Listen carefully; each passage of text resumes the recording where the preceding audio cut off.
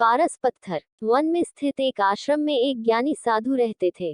ज्ञान प्राप्ति की लालसा में दूर दूर से छात्र उनके पास आया करते थे और उनके सानिध्य में आश्रम में ही रहकर शिक्षा प्राप्त किया करते थे।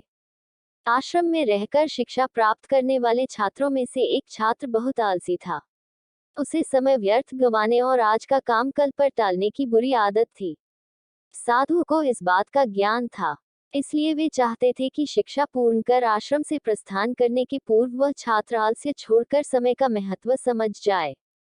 इसी उद्देश्य से एक दिन संध्याकाल में उन्होंने उस आलसी छात्र को अपने पास बुलाया और उसे एक पत्थर देते हुए कहा, पुत्र, यह कोई सामान्य पत्थर नहीं, बल्कि पारस पत्थर है। लोहे की जिस भी वस्तु को यह छू ले, वह सोना बन जाती है। मैं तुमसे बहुत प्रसन्न हूँ, इसलिए 2 दिनों के लिए ये पारस पत्थर तुम्हें दे रहा हूँ। इन 2 दिनों में मैं आश्रम में नहीं रहूंगा।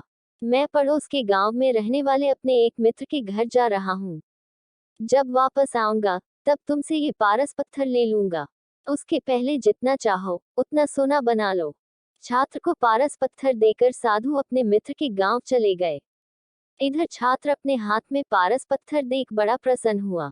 उसने सोचा कि इसके द्वारा मैं इतना सोना बना लूंगा कि मुझे जीवन भर काम करने की आवश्यकता नहीं रहेगी और मैं आनंद पूर्वक अपना जीवन व्यतीत कर पाऊंगा।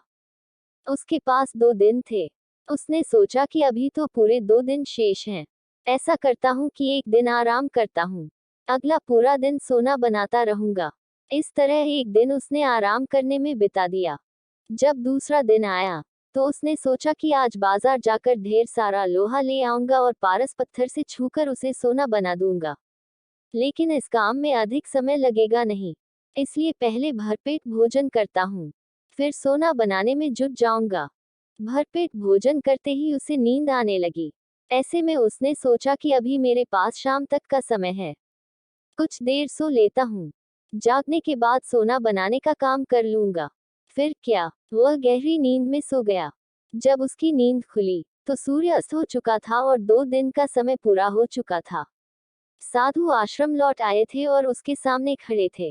साधु ने कहा, पुत्र, सूर्यास्त के साथ ही 2 दिन पूरे हो चुके हैं। तुम मुझे वह पारस पत्थर वापस कर दो।